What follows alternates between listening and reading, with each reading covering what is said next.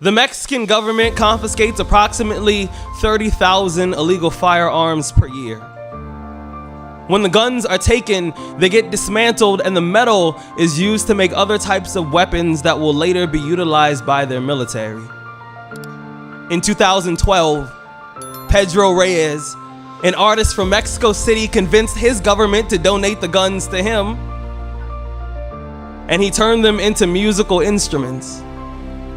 So somewhere, there's a tambourine, a drum set, a guitar, all made out of things that were used to take people's lives, but now they create a sound that puts life back into people's bodies, which is to say, a weapon will always be a weapon, but we choose how we fight the war. And from this I learned that even the most destructive instruments can still create a melody worth dancing to, and sometimes don't we also call that a battle? I wonder how long it took to convince the first rifle that it can hold a note instead of a bullet, but still fire into a crowd and make everyone move. When I was six, I was taught how to throw a punch. In the 80s, that was the anti-bullying movement.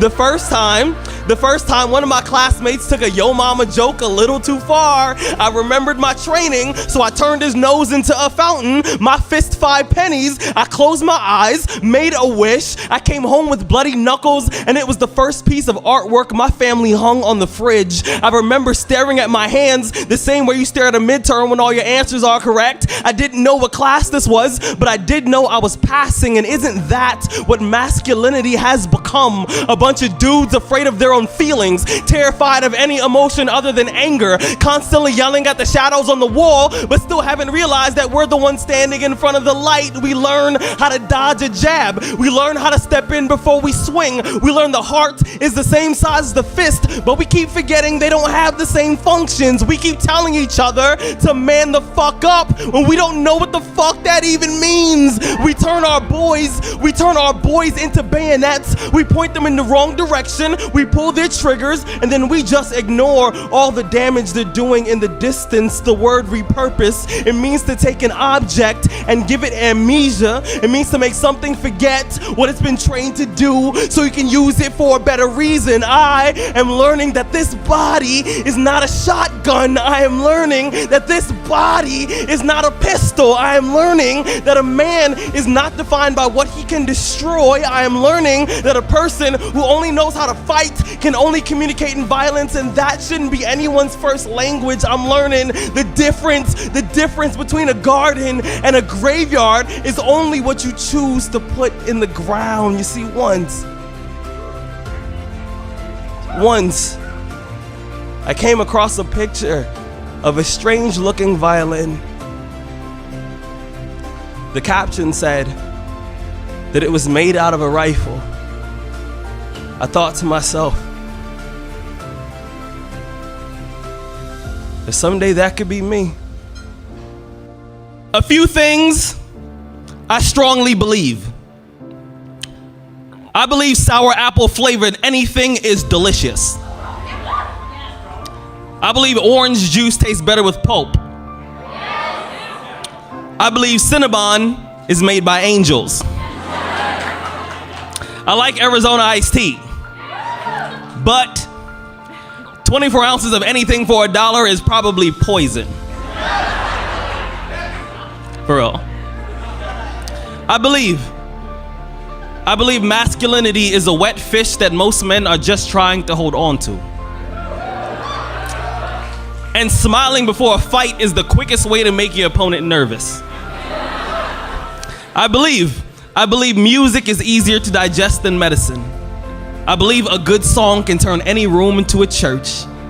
I believe that Whitney Houston's voice is all the proof I need to know God exists. When I was in the 5th grade, I knew a kid named Javier. He was black, which was confusing. He was an African-American kid who spoke Spanish, loved country music, wore cowboy boots, played jump rope, and had a look on his face that said, I wish a motherfucker would say something. None of us said anything. For show and tell, he brings in his pet chameleon. When he walks in, the eyes of every kid glaze over like the windows to our souls shook hands with the winter for the first time. A girl with box springs in her throat felt the silence was just too heavy for her fingertips to hold on to any longer. Drops the quiet like a suitcase full of habits that no one wants to keep and says, "So, what's his name?" He replies, "I call him Rudy." When the class realized that me and the lizard had the same name, they laughed uncontrollably. 20 years later, the irony hits me over the head like an empty Heineken bottle inside of the bar fight that I call my everyday life. I get it. You see, chameleons, they have the ability to paintbrush themselves into whatever will match their surroundings. They do it so often, they probably wouldn't be able to recognize a photograph of their own skin. They think it's far better to be invisible than it is to grind their teeth into "I dare you" and ride their bones like a magic carpet. No steering wheel, no tires, no brakes, no battery, just bravery, just faith in a chest full of "I am not dying today." Courage has never been a chameleon's best attribute, and some days it's not mine either. I was mentored by black men with brown skin who turned yellow at the sight of swollen bellies filled with half their DNA. I was taught that a woman's vagina is just an underground railroad to masculinity, that real men have tunnel vision and treat girls like subway cars, like nothing more than a space to parallel park our genitals, a hole to bury seeds and leave orchards in our rearview mirrors. They say you gotta peel a woman like a tangerine, and your job as a man is to chameleon yourself into her trees by the piece of a fruit and then leave the rats hanging crooked and confused. This is an apology to every woman that I changed colors to get inside. You see, I still haven't stumbled across the definition of man, but I know that we are hotels that stand a million war stories tall. I know that we carry guitar cases full of phobias, hoping that we can turn fear into our strongest instrument. I know that our hands break things just as frequent as we fix them. And we often forget that sexism is a family heirloom that we've been passing down for generations. As men, it's important that we start asking ourselves, what will the boys learn from us?